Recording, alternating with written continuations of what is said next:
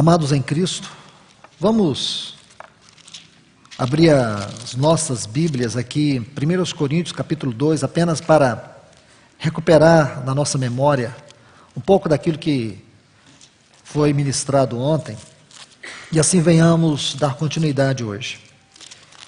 1 Coríntios capítulo 2,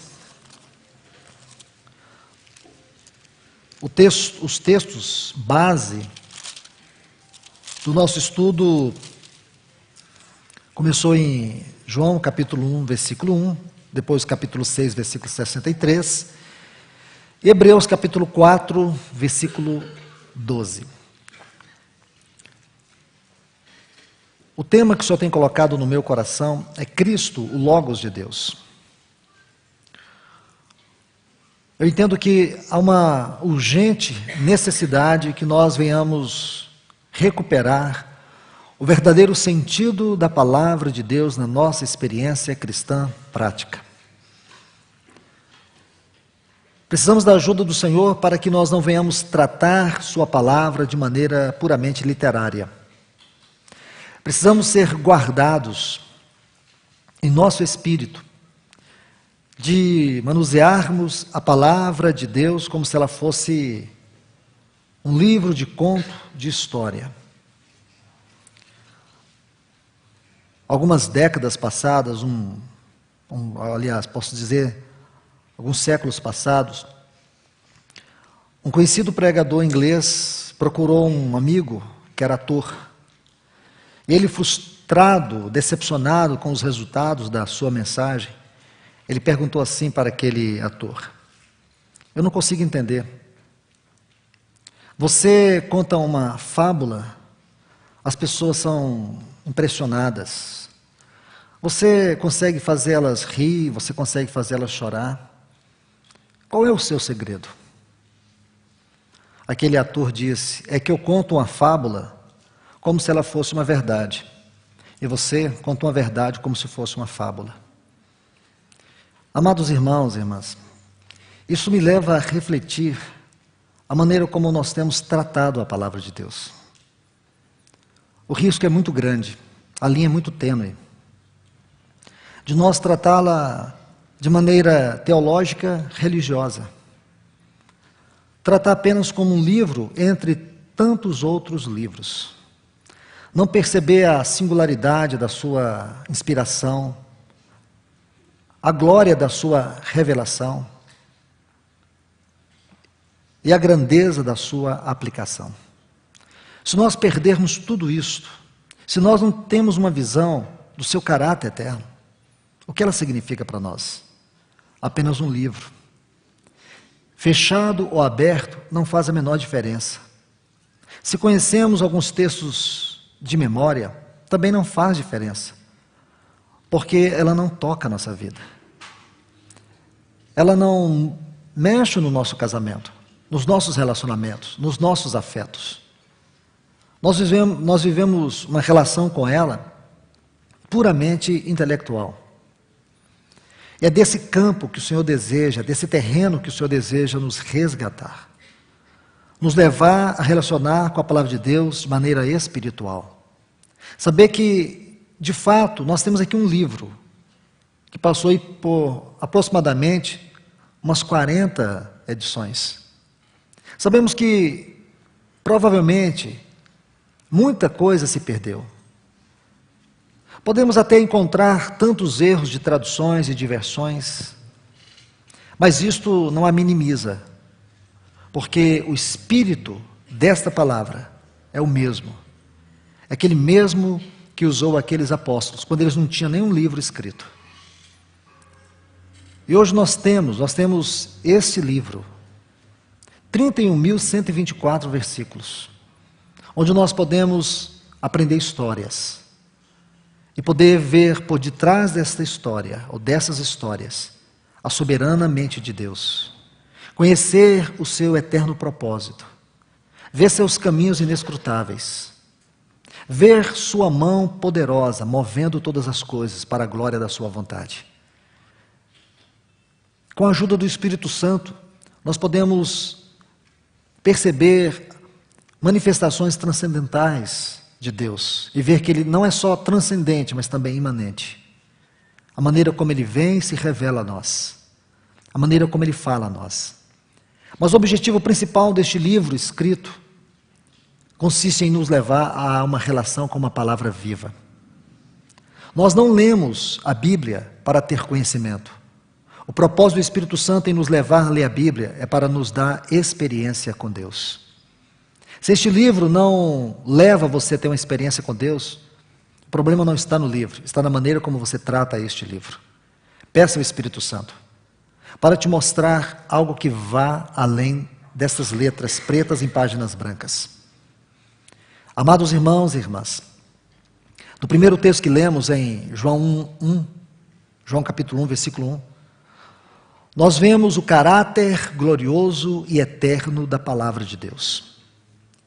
Eu creio que o capítulo 1 e o versículo 1 de João estabelece o princípio geral naquilo que nós precisamos conhecer acerca daquilo que é a palavra de Deus, daquilo que é a natureza do Evangelho. O Evangelho que os apóstolos pregaram. O Evangelho que tem sustentado o testemunho de Deus na terra. Mas infelizmente ao longo da história, muito desse Evangelho tem se diluído. E nós não podemos permitir que isto se torne uma realidade dentro da nossa vida contextual. Precisamos urgentemente que o Espírito Santo descortine os nossos olhos. Precisamos urgentemente tocar a vida desta palavra, para que a igreja do Senhor, ela venha a ser preparada como seu instrumento para pregar o Evangelho do Reino, que será pregado em testemunho a todas as nações. E é tão interessante, permita-me fazer aqui uma colocação, dentro deste pequeno parêntese, quando o Senhor diz que o Evangelho do Reino será pregado em testemunho a todas as nações.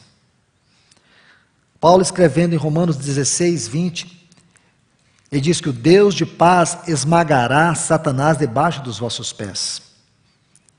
E em Efésios capítulo 6, a partir do versículo 10, quando ele fala para nós nos armarmos com a armadura de Deus, ele vai concluir esse assunto, essa sessão da armadura de Deus. Antes de falar da oração, ele coloca um ponto muito importante. Ele diz: devemos orar todo o tempo no Espírito. Mas antes, observe que ele coloca um detalhe muito especial dentro dessa parte que estou lhe citando. Ele diz que nós devemos calçar os pés com a preparação do Evangelho da paz. Então, quando eu junto esses três textos, o Evangelho do Reino será pregado em testemunho a todas as nações. O Deus de paz esmagará Satanás debaixo dos nossos pés. O que eu fico pensando, irmãos, é que o Senhor, nesse tempo, Ele deseja recuperar em nós a centralidade, a vida, a glória e o poder da sua palavra. Porque este Evangelho é um Evangelho de poder. Esse Evangelho, ele tem histórias, mas são histórias que por detrás delas existem aplicações transformadoras. Existem verdades que nos assombram. Nós não podemos ficar com a história sem a realidade espiritual. O encargo que o Senhor tem colocado no meu coração até aqui é encorajar vocês a perceber o poder, a grandeza desta palavra. A palavra que está no teu coração. A palavra que nos vem por meio de revelação. Você pode fazer um curso teológico, você pode ler livros, você pode ter mentores espirituais para te ajudar no estudo da palavra, você pode fazer tudo isso. Mas sabe o que você precisa? É de revelação. A revelação é uma dádiva gloriosa de Deus em nossa vida. Porque é desta revelação que nós vamos ter a visão. E sem a visão, nós caminharemos a ermo. Sem a visão, nós vamos andar em círculos, sem foco, desgovernados. Você se lembra que Paulo, na sua experiência cristã, a primeira parte dessa experiência começa com uma grande revelação da pessoa do Senhor. Aquela revelação foi como que o instrumento de Deus para governar a vida de Paulo. Ele foi governado por toda a sua vida por aquela revelação. Ele teve uma revelação do Senhor. Aqui nós podemos chamar da visão celestial. E esta visão interior governou toda a sua vida. Esta revelação gloriosa da pessoa do Senhor, quando ele o encontra, e ele cai cego, fisicamente sem visão alguma, mas espiritualmente tendo uma revelação. E quando ele tem aquela revelação, ela tem alguns detalhes que não podem passar despercebidamente de nós. Ele faz uma pergunta: quem és tu, Senhor? Qualquer estudante da Bíblia sabe que Paulo usou um termo muito interessante do ponto de vista da língua grega. Ele usou a palavra Kyrios. Nenhum judeu usava esse termo a não ser que fosse usado para Deus. Ele nem usava esse termo para César. Eles diziam que César não era digno deste título. Paulo não era apenas um judeu, mas um grande erudito do seu tempo, um dos maiores intelectuais do pensamento e da literatura judaica. E quando ele olha para aquele homem, naquela visão, ele pergunta: quem és tu, Senhor? Isso mostra o quanto ele estava se esvaziando, ou vazio do conhecimento da pessoa e obra de Deus. Porque, como religioso que era, jamais usaria esse termo, a não ser para Deus. O que significa que, naquele momento instantâneo, ele pôde perceber e processar rapidamente em sua consciência que algo de Deus estava ali ocorrendo.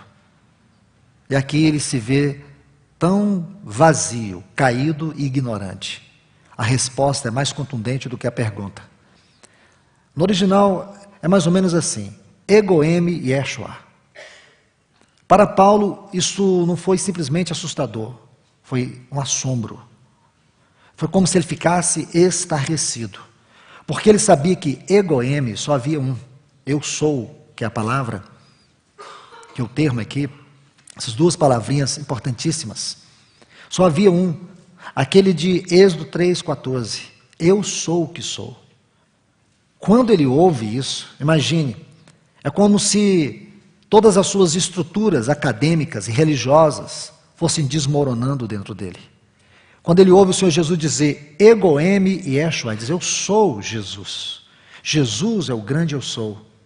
Naquele exato momento, ele teve a primeira parte da visão, que Cristo é Deus com Deus.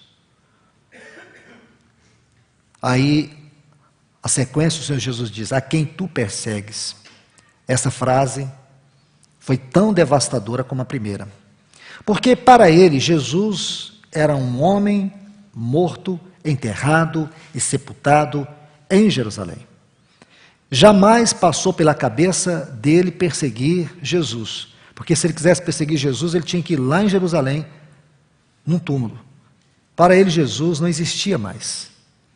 Ele perseguia a igreja do Senhor Jesus. Então, quando o Senhor Jesus disse, eu sou Jesus, a quem tu persegues, naquele exato momento ele viu que a igreja e Cristo são um. Aqui ele teve a visão de que Cristo é Deus com Deus, e que a igreja e Cristo são um. Por isso que ele disse no capítulo 5, o versículo 32 de Efésios, grande é este mistério, mas eu me refiro a Cristo, a igreja. Que gloriosa é esta visão, irmãos. Aquele homem caído ali, ele pôde ter essa grande visão de que Cristo é Deus com Deus e que ele e a igreja são um. Todos os seus escritos, tudo o que ele escreveu e pregou, estava fundamentado por esta revelação. Irmãos, é isso que nós precisamos, uma revelação do nosso Senhor na nossa vida. Porque quando você tem essa revelação, você tem a mensagem. Se você não tem a revelação de quem é o Senhor, você vai procurar ter conhecimento dele. E você vai forçar-se a ter mais conhecimento dele. E vai conhecer ele. E vai pregar baseado no conhecimento que você tem dele. Você deveria pregar baseado na experiência que você tem com ele. Ele diz assim em Gálatas 1,16, aprove a Deus revelar seu Filho em mim. Cristo foi revelado em Paulo. Por isso que no capítulo 2, versículo 20, ele diz assim, que o viver dele era Cristo. E no capítulo 5, versículo 19, ele diz que ele estava sendo conformado. Não somente ele, mas todos nós. Ele diz, filhinhos, por quem de novo Sofro dores de parto. Capítulo 4, versículo 19, acho que é isso. Vocês podem me corrigir depois. Filhinhos, por quem de novo sofro dores de parto, até Cristo ser formado em vós. Então, irmãos, este é um processo muito maravilhoso. É dessa revelação, é dessa pessoa que nós precisamos. Não é de um conhecimento acadêmico. Não estou menosprezando isso. Estou dizendo que o caminho não é este. Esses apóstolos, eles foram para uma escola onde eles puderam aprender aquilo que eles jamais poderiam aprender. Então eles foram aos pés do Senhor. Esta era a escola. Esta era a escola. Estudaram 3 anos e 6 meses aos pés dele. Eles ouviram e viram, porque o método do Senhor era peripatético. Ele ensinava mostrando detalhes. Ele partia de um princípio que é fundamento da didática, do conhecido para o desconhecido. Ele usava aquilo que eles conheciam, daquilo que eles viam, daquilo que eles tinham familiaridade, e dali ele os levava para um plano mais alto da revelação. Aquelas pessoas, a multidão, não entendia. Ele falava por parábolas, eles não compreendiam, porque a mente do Senhor se escondia por detrás daquelas parábolas.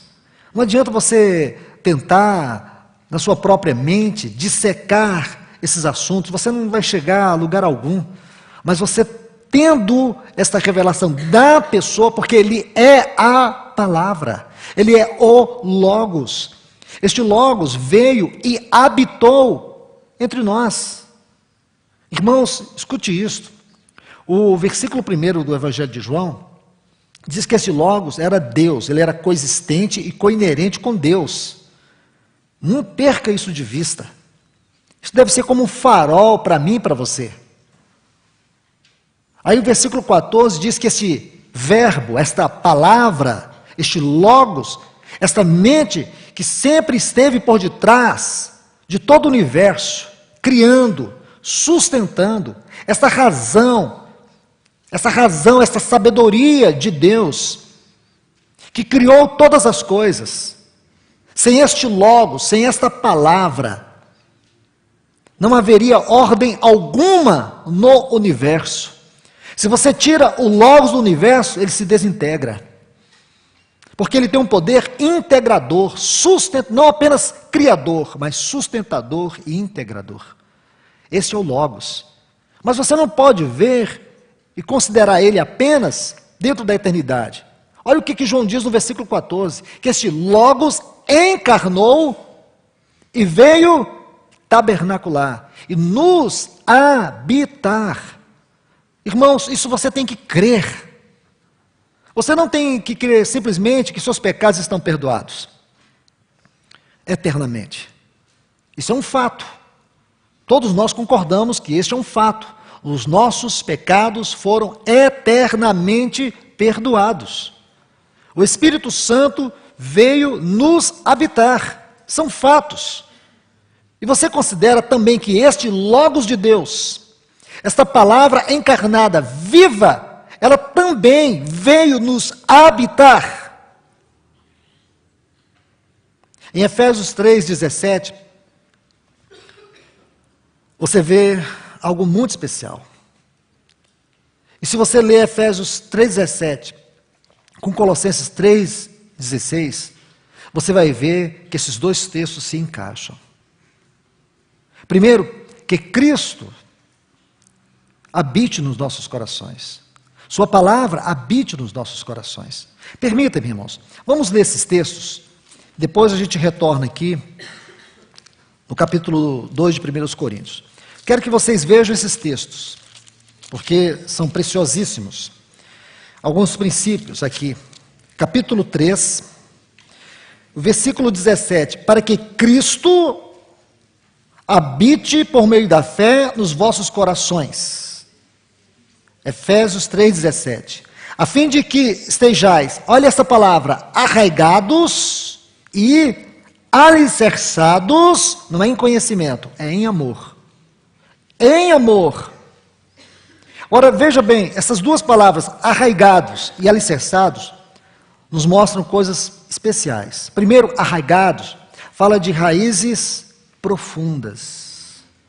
Lembra de Oséias, aqui no livro de Oséias, o capítulo 14, versículo 5, quando o Senhor diz assim: serei para Israel como orvalho, e ele florescerá como lírio, como cedro do Líbano.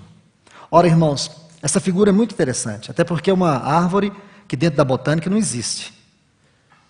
Primeiro que o lírio era uma planta muito comum em Israel, porque o Senhor nos fala a todos. Outro detalhe é que o cedro do Líbano, no deserto, ele possui vida, porque as suas raízes são profundas. E essas raízes penetram lá nas águas profundas da terra e absorve toda a seiva, toda a força, aquilo que ela precisa para sobreviver no deserto. Mas também tem o orvalho. A figura do orvalho na Bíblia é sempre aquela figura que nós temos no Salmo 133, como o orvalho do Hermon. Aquele lugar onde de um lado era um pântano, mas do outro lado, um jardim belo, uma terra fértil. Porque sabemos que o vapor da noite, ele se condensa nas partes mais altas do Hermon. E quando vai amanhecendo o dia, o sol vai surgindo, ele bate neste monte, e aquele vapor condensado que está ali, ele se derrama como orvalho para aquelas regiões. É isso que o Senhor está falando para nós. Nós precisamos ter vidas profundas. E a vida profunda, ela tem que ser regada pelo Senhor. Se Cristo habita dentro de nós, a primeira característica de Cristo habitar a minha e a tua vida é que nós temos raízes profundas. Isto fala de profundidade espiritual. Uma pessoa profunda na vida cristã é uma pessoa profunda na sua palavra. Raízes profundas. Aí depois ele usa uma outra figura, alicerçados, alicerces firmes. A ideia de um grande prédio. Naquela época, dentro da realidade contextual deles, como aqueles grandes castelos fortes, alicerçados, como aqueles grandes muros, bem firmes, alicerçados. Por um lado nós temos profundidade, por outro lado nós temos firmeza inabalável. Se Cristo habita o nosso interior, nós temos vida profunda e uma vida inabalável. Aí você vai agora, por favor, Colossenses capítulo 3. Vê se não soa o mesmo que está lá no versículo 17 do capítulo 3 de Efésios. Que a palavra de Cristo habite ricamente em vós. Que frase linda. Esta frase, irmãos, podemos dizer que é a mesma frase que nós encontramos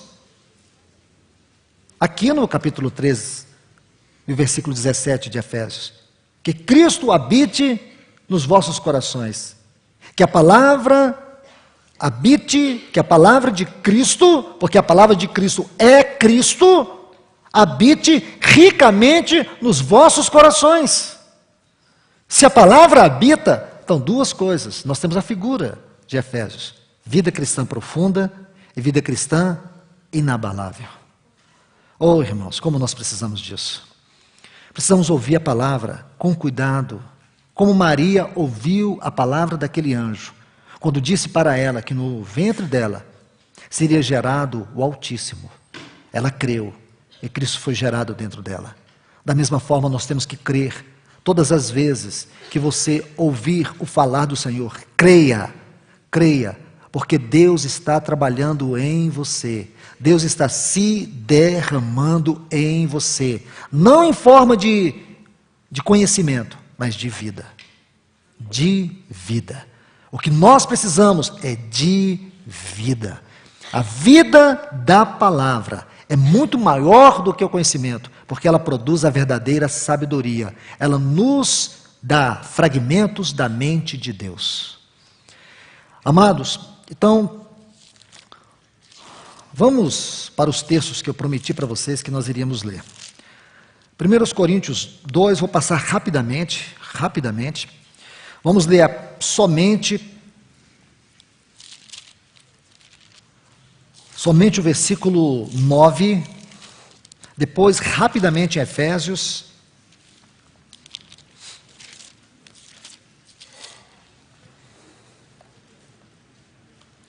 Primeiros Coríntios, capítulo 2, versículo 9. Sabemos que o contexto imediato deste texto inicia aqui no versículo 6, quando ele fala da sabedoria entre os que alcançaram maturidade espiritual. Se você quer estudar mais sobre essa sabedoria, eu te encorajo a estudar depois Provérbios capítulo 8. Aí você vai ver que ele fala de uma sabedoria personificada. Não uma sabedoria intelectualizada, uma sabedoria personificada. Essa sabedoria é uma pessoa. Aqui mesmo no capítulo 30, do versículo 1, diz que Cristo se tornou da parte de Deus, para nós, sabedoria. Ele se tornou sabedoria. Então, aquele que nos habitou, aquele que veio e tabernaculou em nós, é a sabedoria, é o Logos. Versículo 9 diz: porém, como está escrito, as coisas que o olho não viu, ouvido não ouviu, nem subiram ao coração do homem, são as que Deus tem preparado para aqueles que o amam. É uma questão de amor, de relacionamento com Ele.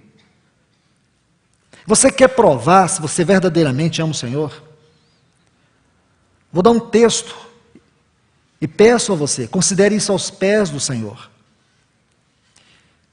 João capítulo 14, versículo 23. Veja que texto perscrutador, anote esse texto aí. O Senhor diz assim: se alguém me ama, guardará as minhas palavras, e o Pai o amará. Irmãos, veja a sequência, veja os princípios, veja a estrutura desse texto. Não é um texto tão simples assim. É um texto que nós precisamos ler aos pés do Senhor, pedindo graça a Ele, porque Ele perscruta a nossa fé, perscruta os nossos afetos, perscruta a nossa visão espiritual, se temos, se não temos. Se alguém me ama, não é fazer coisas para o Senhor, porque nós geralmente substituímos o relacionamento com o Senhor em fazer ou em atividades para o Senhor. Nós achamos que fazer obras para o Senhor é uma forma de amor. Deveria ser a consequência do nosso amor. Porque o Senhor não precisa de nós, mas pela sua infinita graça soberana, Ele conta conosco como seus cooperadores. Mas Ele pode fazer tudo sem nós, porque Ele não precisa de nós, mas Ele decidiu contar conosco e nos incluir em seu plano eterno, em sua gloriosa e misteriosa vontade. Isto é privilégio e graça, mas também podemos dizer privilégio e responsabilidade. Então, queridos, se alguém me ama, guardará as minhas palavras. A resposta do texto: e o Pai o amará. Isto é, o Pai ama todos aqueles, não os que ouvem, mas os que guardam. O sentido aqui do termo no original é preservar. Essa palavra era tão importante no original que ela significa não deixar-se diluir, é não perder a integridade. O Senhor está dizendo: se alguém me ama, não vai permitir que a palavra se dilua. Se alguém me ama, vai preservar a palavra. Preservar no seu estado original. Esta é uma outra ideia da palavra, do termo aqui, guardar. Se alguém me ama, guardará a minha palavra como ela é. Não vai inserir nada nela. Não vai ficar colocando contornos, molduras nela. Se alguém me ama, guardará minha palavra. Isto é, meu Pai ama todos aqueles que guardam, que preservam, que mantêm a minha palavra como ela é. Aí tem uma outra gloriosa afirmação, que para mim é a promessa mais elevada. E viremos para Ele, e faremos nele morada. O Pai habita todos aqueles que amam, que preservam, que guardam, que mantêm a sua palavra. Irmãos, isso é muito precioso, não é? Isso é glorioso. Porque se o Senhor nos habita, irmãos, se nós somos, e temos que ser, não é teoricamente. A vida cristã ela tem que deixar de ser teoria para ser prática. Por um lado, nós sabemos que temos a doutrina. Por outro lado, nós temos a prática. A vida cristã é doutrina e prática. Porque Deus não fala nos extremos, Ele fala no equilíbrio. E para que se tenha equilíbrio, de um lado nós temos que ter a doutrina. Mas por outro lado nós temos que ter a prática. Porque se temos doutrina e não temos prática, nós nos tornamos insípidos, frios. E a frieza é uma forte característica da apostasia inconsciente. A pessoa está apostatada, mas não percebe que isso é apostasia. A pessoa vive uma vida fria, indiferente, mas não consegue perceber. Sabe por quê? Porque gosta de doutrina. Gosta de estudar doutrina, gosta de estudar a Bíblia, gosta de estudar livros, gosta de fazer estudos sistemáticos da palavra. Quantos grupos nós conhecemos assim? Estudam sistematicamente a palavra. E você vai afirmar que essas pessoas estão apostatadas da fé? Ora, essas pessoas estudam a palavra. Essas pessoas são tão ávidas no conhecimento da palavra. Irmãos, eu creio que este é um caminho sutil e perigoso.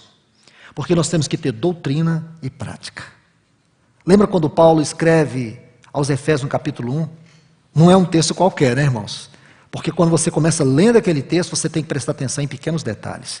Ele começa assim: rogo-vos, pois.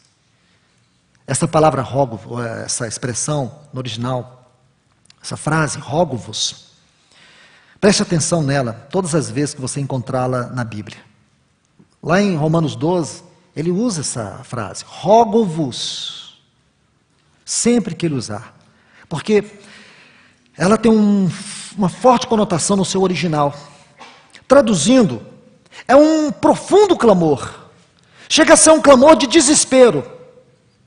É como alguém que está tentando impedir que ocorra um acidente. Há um animal na pista e os carros estão vindo, um animal morto, um animal grande, um boi. Está de madrugada e o motorista, ele para. E ele fica na estrada gritando, pedindo para as pessoas tomar cuidado. É mais ou menos essa a ideia. Rogo-vos, pois. Aí, mais embaixo ele diz, que andeis. Irmãos, andar é vida cristã prática. Do modo digno. Essa palavra digno, a tradução dela no original é muito linda. Vou tentar ilustrar. Se eu chegasse aqui para vocês com vestes descompensadas, cores estrambólicas, vocês iam olhar e falar, nossa, mas como esse irmão está mal trajado. Ele não consegue combinar as roupas, cores totalmente opostas, chega a doer os olhos. Talvez algumas pessoas iam gostar, mas a grande maioria ia recriminar. É esta ideia da palavra aqui, digno. Falta de harmonia nas vestes. Preste atenção em tudo isso. É falta de harmonia. É uma pessoa andar de maneira descompensada. O que ele quer dizer, irmãos? Você só pode entender compreendendo o princípio espiritual dessa carta. Porque os 3 primeiros capítulos de Efésios são doutrina. E os 3 últimos é prática.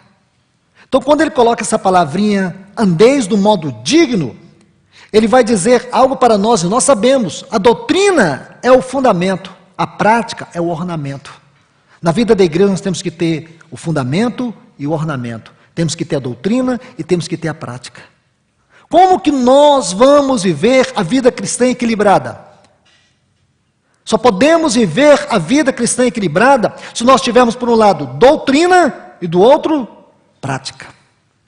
Porque a doutrina, sem a prática, nos torna religiosos, como já disse, insípidos e apostatas, frios e indiferentes. Buscar a prática sem a doutrina é você querer ter o ornamento sem o fundamento. E isso constitui um campo tão perverso, tão perigoso, porque você distrata.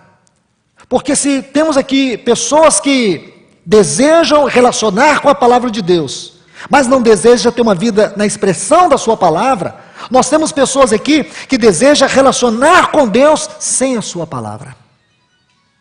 Vê que é um caminho perigoso, vê que é um caminho tortuoso, vê que é um caminho perverso. Mas aí Paulo corrige, ele clama, ele diz: rogo-vos, pois, que andeis, este andar é doutrina e prática, que andeis de maneira harmônica, tendo uma vida pautada pela doutrina e pela prática. Pois bem, irmãos, quando nós lemos esse texto aqui de 1 Coríntios, capítulo 2, versículo 9,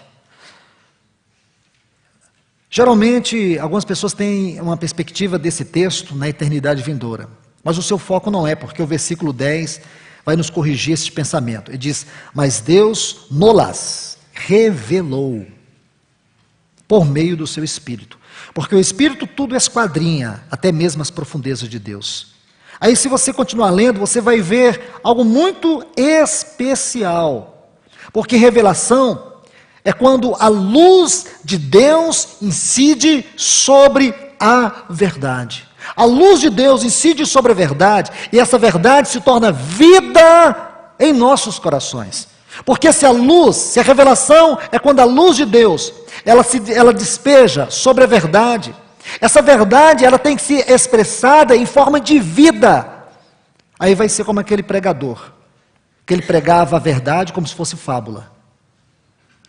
Nós temos que pregar a verdade tendo a expressão da vida.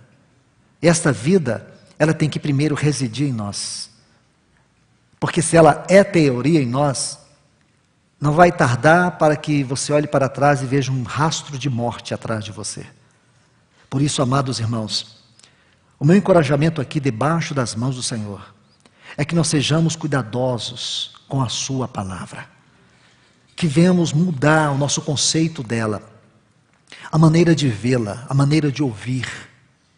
Observe bem que todas essas coisas que jamais penetrou no coração do homem, que os homens jamais puderam ver, aquilo que jamais eles puderam ouvir, é o que o Espírito Santo tem nos revelado. A revelação hoje, a revelação dentro dessa dispensação, ela é muito maior do que a revelação no Antigo Testamento. A despeito de sabermos que aqueles patriarcas, aqueles profetas, eles tinham uma visão muito profunda no sentido espiritual.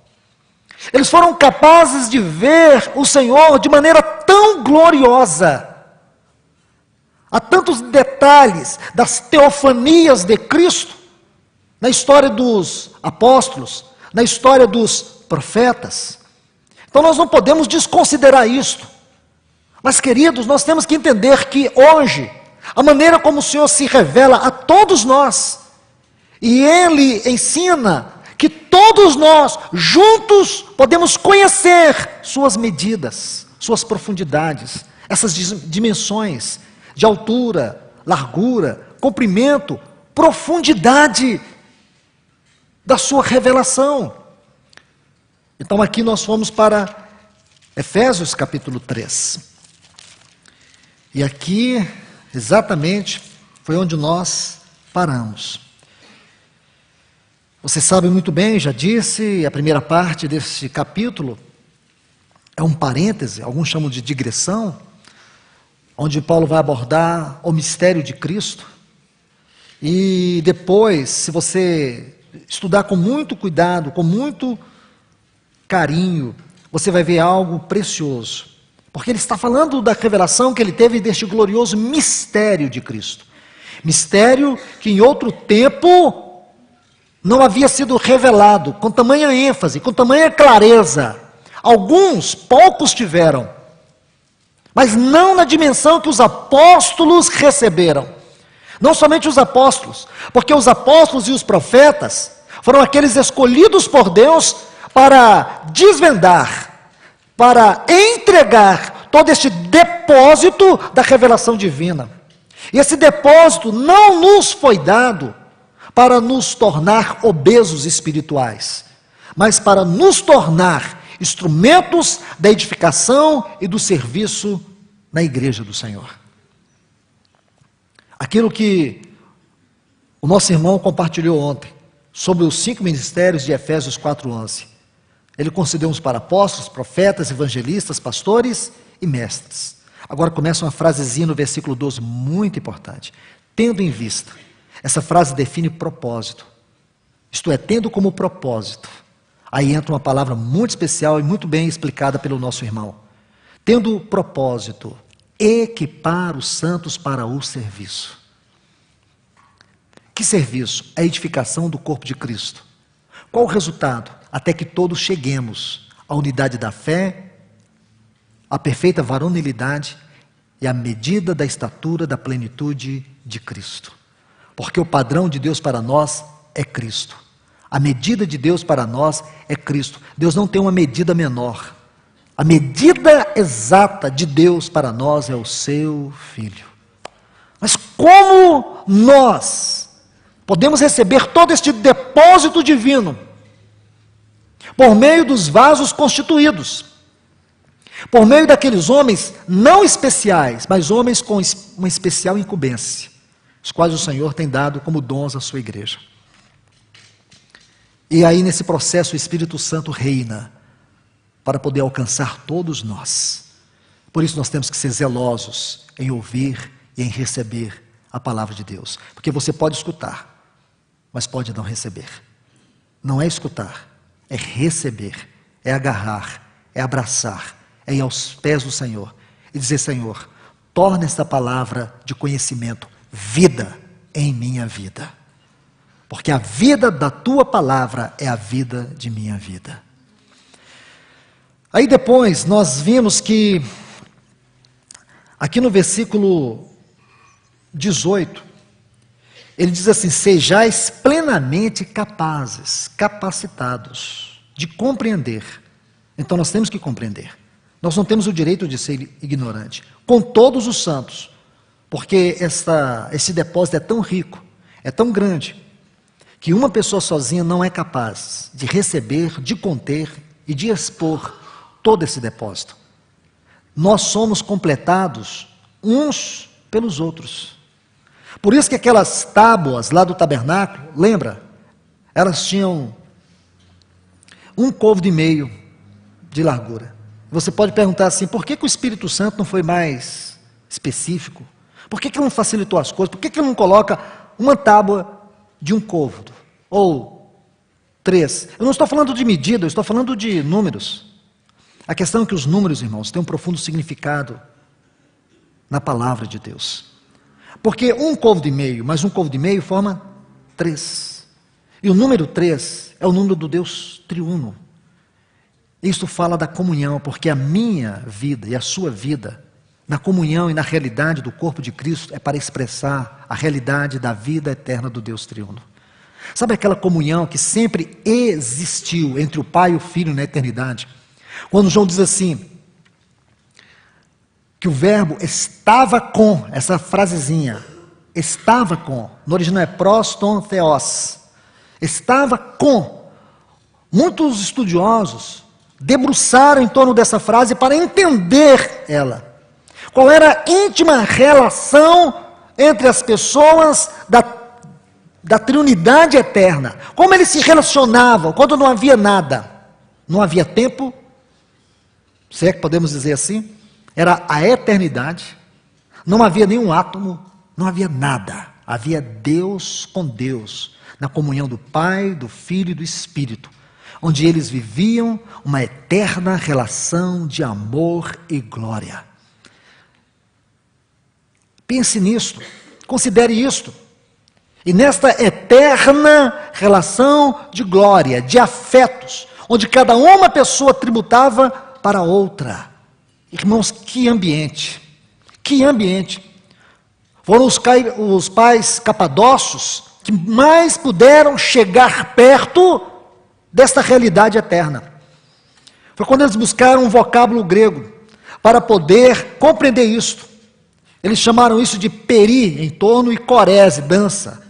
Então eles entendiam que na eternidade passada havia uma dança eterna de glória, de afetos tributados entre essas pessoas, entre o Pai e o Filho e o seu Espírito, promovendo tudo isto. E aí você começa a ler Efésios capítulo 1 tendo essa visão, quando Paulo diz assim no versículo 4, assim como nos escolheu nele, antes da fundação do mundo. Então se é antes da fundação do mundo, é dentro desta esfera de relação, de glória, de afetos, comunhão entre o Pai e o Filho. Aí você vai para o versículo 10 do capítulo 2, Paulo vai usar uma palavra riquíssima, interessante, que cabe muito bem nesse contexto. Onde ele diz assim, somos feitura, a palavra aqui é poema, somos um poema. Então você pensa, irmãos, que lá naquela eternidade de glória, havia uma grande e extraordinária harmonia de afetos. Não havia nada, não havia ninguém, havia Deus. O Pai, o Filho e o Espírito. Numa eterna relação de amor e afetos. Glória e santidade. Aí você imagina esses dois textos. É como se o pai estivesse olhando para o seu filho. Aquele o amado. Quando ele olha para aquele filho e vê toda a sua beleza, toda a sua perfeição. Era naquele filho que o pai tinha toda a sua satisfação, porque Deus nunca teve necessidade de nada e nem de ninguém. Deus não nos criou porque houvesse nele alguma necessidade. Ele nos criou por causa da sua própria satisfação. Criar o homem não foi um ato compulsivo de Deus. Criar o homem foi um ato de amor. Ele fez isso baseado no seu amor. O amor que ele tem pelo seu filho. Ele desejou ter não apenas aquele filho, mas muitos filhos conformados à imagem desse filho. Que glória, não é, irmãos? Que maravilha é tudo isso. Então você pensar em toda essa relação, você vai pensar que esta comunhão é a que o Espírito deseja que nós preservemos hoje. Não é a nossa comunhão. Não é uma comunhão sentada numa mesa de pizza. Não é uma comunhão baseada em relações sociais. É uma comunhão espiritual. Quando você pensa no que é comunhão, você tem que ficar assombrado com isso. O Salmo 133 diz, ó quão bom e quão suave é que os irmãos vivam em união. Agora, só esse detalhe. Ele diz assim, é como óleo precioso, só isto. Irmãos, observe detalhes pequenos. É como o óleo precioso. Ele diz que a nossa comunhão é como o óleo precioso. Mas por que esse óleo é precioso? Por que esse óleo é tão caro? Porque foi pago um alto preço para que ele fosse derramado. Ele só foi derramado quando aquele alto preço, aquele preço que satisfez as justas exigências de Deus. Quando o alto preço da redenção foi pago, para satisfazer a justiça de Deus. Este foi o alto preço. Por isso que esse óleo é tão precioso. Porque se esse alto preço não fosse pago, ele não teria sido derramado. E aqui o salmista faz esta alusão, irmãos. Mas olha o que ele diz, é que a nossa comunhão é como esse óleo tão caro.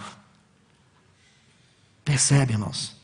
É como esse óleo que foi pago um preço tão alto. Imagine o preço alto que foi pago para que nós vivêssemos em comunhão, irmãos. E muitas vezes nós não temos dado valor nisso. Muitas vezes olhamos para os irmãos com tanta crítica, com tanta indiferença. Quando a gente é magoado, a primeira coisa que você espera é que a pessoa te peça perdão. A ideia nossa de perdão não é assim, irmãos? Ou não? Uma pessoa te magoou, te feriu profundamente. Aí você fica o tempo todo esperando o quê? Que ela venha me pedir perdão. Aí você fala para outra pessoa que aquela pessoa te magoou. E você diz, eu estou esperando ela me pedir perdão. É assim que funciona, irmãos. Mas na vida cristã não é. Na vida cristã, o ofendido é que pede perdão. O ofendido é que vai lá e perdoa. Entende? Percebe, irmãos? Foi Deus, o ofendido, que nos perdoou.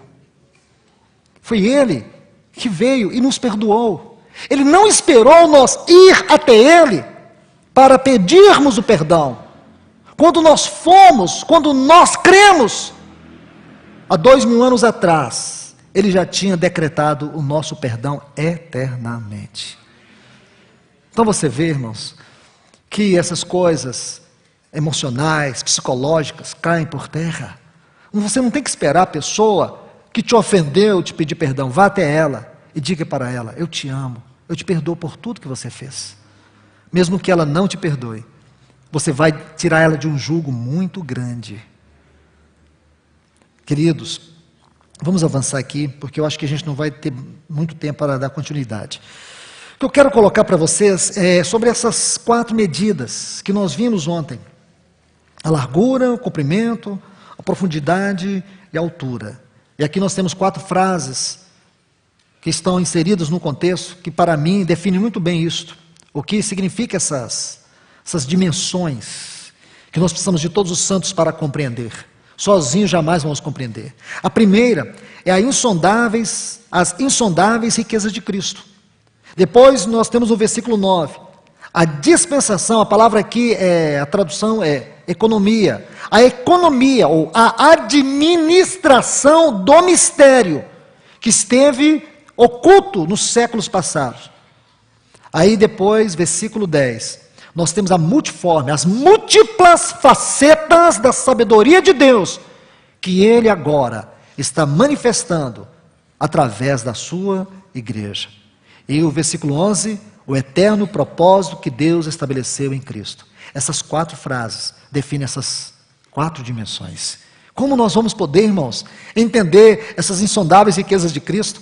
Você lembra aqui o versículo 8, quando Paulo vai falar das insondáveis riquezas de Cristo, quer dar só esse exemplo, ele diz assim: a mim, o menor de todos os santos. Irmãos, sabe o que significa a tradução dessa palavra menor? O resultado do nada com nada. É a tradução. O termo grego elaxistosteros significa isso, o resultado do nada com nada.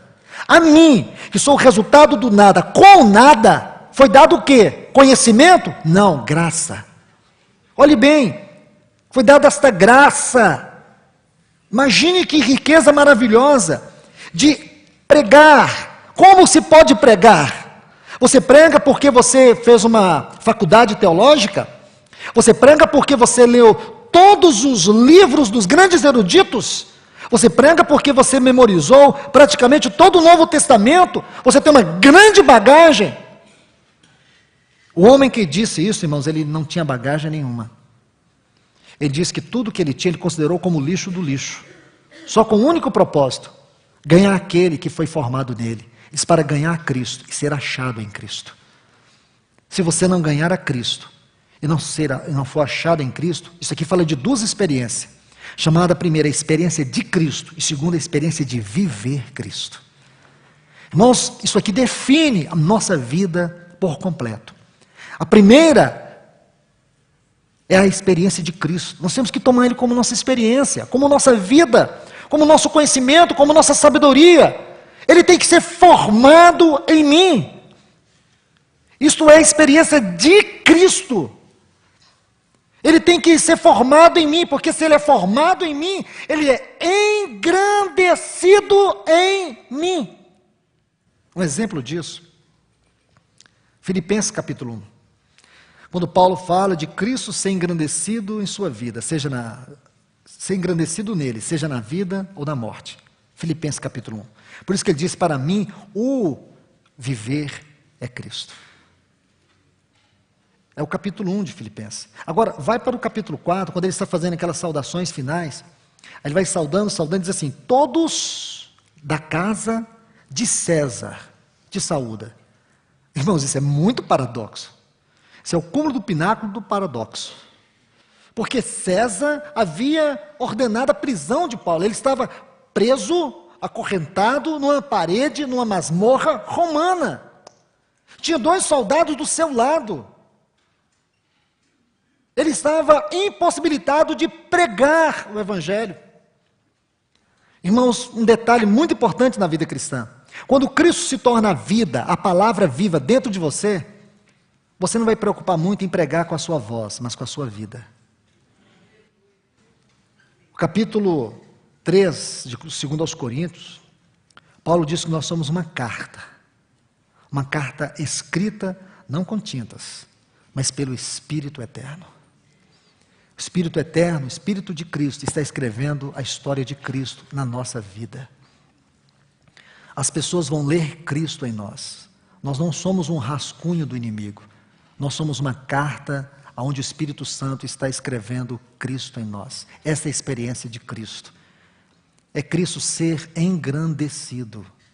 Agora você vê, Cristo foi tão engrandecido na vida de Paulo, que César não conseguiu guardar. Ele conseguiu prender Paulo, mas não conseguiu prender a vida de Paulo. E a vida de Paulo pôde entrar dentro do palácio de César e salvar muitos. Isso está em Filipenses, irmãos. Isso é a vida da palavra. É a vida que os nossos cônjuges têm que ler em nós. É a vida que a minha esposa tem que ler na minha vida. É a vida que a tua esposa tem que ler na tua vida. Em cada um de nós. Os nossos filhos precisam ler Cristo na nossa vida. Porque o mundo é tão sedutor, irmãos. Nós vivemos uma luta desigual. Você ensina tudo, você procura mostrar tudo certo. O mundo ensina só uma coisa errada. E o coração deles pende para o mundo. Onde está a nossa esperança, irmãos? No desespero da nossa alma? Na ansiedade? Não. Na tranquilidade. Que a vida de Cristo é a vitória que vence o poder do mundo. E um dia nossos filhos, vai acontecer com eles o que aconteceu com a casa de Raabe, quando aqueles muros de Jericó foram derribados. Você sabe que uma parte daquele muro não caiu, a casa dela ficava lá no muro. Então caiu todo o muro e ficou aquela casa lá. E a Bíblia diz que os seus parentes correram para dentro da sua casa. Isso me faz lembrar de Eclesiastes 11. Lança teu pão sobre as águas, depois de muitos dias o acharás. Irmãos, nossa vida cristã não é uma carreira vã. Nós temos que continuar combatendo o bom combate. Nós temos que avançar. Você não pode perder isso de vista. Você tem que se olhar no espelho e ter convicção: Senhor, eu sou uma carta tua. Não permita que o diabo escreva a história dele na minha vida. Eu quero que o Espírito Santo continue escrevendo o teu filho. Essa é a experiência de Cristo e também a experiência de viver Cristo. Esta é a prática. A vida cristã prática. É uma vida que tem a experiência de viver. Não é simplesmente uma vida tão interior. Por um lado, irmãos, a nossa vida é interior, sim. É como aquele enigma, aquele segredo de Sansão. Ele tinha um segredo. Era uma experiência entre ele e o Senhor. E naquele segredo residia a sua força. Aquele segredo era a sua vida de consagração. Ele era consagrado para o Senhor. Ele era um nazireu consagrado para sempre, diferente de todos os nazireus, porque ele foi uma escola no seu tempo. Então, a sua vida interior era a fonte da sua consagração e do seu poder. Mas o dia que ele desvendou tudo isso, ele se tornou como qualquer um. E quando os filisteus vieram, ele se levantou para pelejar. Mas tem um texto lá, irmãos, que esmaga o nosso coração. Não sabia ele que o Senhor havia se retirado. Então nossa vida interior tem que ser guardada. Essa é a experiência de Cristo. Mas também tem que ter a experiência de viver Cristo. Essa vida interior tem que ter expressão. Ela tem que refletir. Ela tem que fluir. Ela não pode ficar tão escondida como aquele talento que aquele homem guardou. Mas ele guardou tanto que quando o Senhor chamou para prestação de contas, ele disse: Senhor, eu sabia que isso era tão severo, mas tão severo, e com medo eu guardei. Irmãos, não fique com medo. Permita que o Espírito Santo flua na medida que Ele quer na tua vida, na expressão de viver Cristo. Isso só é possível com o trabalho da cruz. Então aqui você vai ver duas coisas: o poder da palavra e o reflexo da palavra. O poder da palavra nós podemos chamar aquilo que da tua vida flui, através de ensino, através de mensagens, pregações. Mas, por outro lado, você vai ver o reflexo dela, aquilo que foi trabalhado em você, aquilo que é vida dentro de você. As pessoas sabem que dentro de você existe um manancial de águas vivas. As pessoas sabem que elas podem ir até você, porque você é como aquele pão da proposição. Sabemos que essa é uma aplicação subsidiária, porque a aplicação essencial é que esses pães nos falam de Cristo. Então, esses 12 pães da proposição, isto é, você é uma proposta, você é a proposta de Deus para este mundo. Você tem o que o mundo não tem. Você é uma mensagem aberta, você é uma mensagem viva. Sabe por quê? Porque a palavra habitou você ricamente. Irmãos, ou isto é teoria, isso vai ficar como teoria, ou isso tem que ser prática. Aí, mais uma vez, eu chamo a atenção de vocês para Efésios 4. Nós temos que harmonizar a doutrina, a palavra e a prática. Porque se nós não conseguirmos isso, nós não temos vida cristã. Nós podemos ter uma vida religiosa. Podemos até ter uma vida religiosa piedosa. Mas uma vida religiosa piedosa vai ser sempre religiosa. Deus não nos chamou para viver uma vida religiosa. Deus nos chamou para viver Cristo. E para que nós possamos viver Cristo, Ele tem que ser nossa vida. Ele tem que ser engrandecido no nosso viver. Essa tem que ser a nossa oração. Esse tem que ser o nosso clamor. Nós precisamos de ajuda, irmãos. De muita ajuda. Para que essas verdades não morram. Porque pode ser que muitas dessas verdades já não existam dentro de nós. Temos sido cristãos teóricos. Isso se reflete no nosso casamento. Isso se reflete na maneira como nós tratamos os nossos negócios. Isso se reflete no nosso testemunho onde trabalhamos, onde vivemos. As pessoas não conseguem ver Cristo em nós. Sabe por quê? Porque a palavra não reside em nós. Que o Senhor nos ajude nesta manhã. Que o seu Espírito venha nos convencer em nossas deficiências interior. Que o seu Espírito ele possa penetrar naqueles porões, sabe aqueles porões secretos do nosso coração? Onde você guardou a chave, não sabe nem onde está porque você não quer abrir para ninguém. Mas deixe que o Senhor, Ele é habilidoso. Se você deixar, Ele vai entrar, Ele vai abrir, Ele vai operar e você vai perceber algo novo em você. Meus irmãos, que Deus os abençoe. Que o Senhor continue nos dando uma manhã muito especial em sua presença. Que o Senhor continue preparando o nosso coração para tudo aquilo que Ele tem que derramar em nós durante todo esse dia e também à noite. Que Deus vos abençoe. Vamos orar.